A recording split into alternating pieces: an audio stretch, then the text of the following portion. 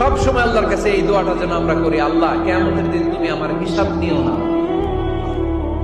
আল্লাহ তুমি আমার বিচার বসিও না, আল্লাহ তুমি দয়া করে আমারে মাফ করে দিও। আল্লাহ যার বিচার করবেন ও জাহান্নামে যাবে, আর যার বিচার করবেন না সে জান্নাতে যাবে।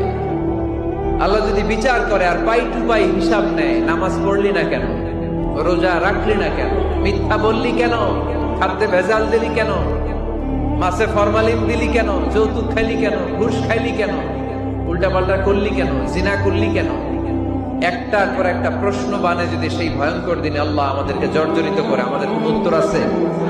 সেদিন আমাদের বাঁচার কোন উপায় আছে? তাই আমরা সবাই আল্লাহর কাছে দোয়া করবো, আল্লাহ কোনো বিচার টিচার মানি না, কোনো বিচার করতে পারবো না, দয়া করবা। কথা কয় না? কি করবে? এবার আওয়াজ করে বলেন, বিচার চান না দয়া চান?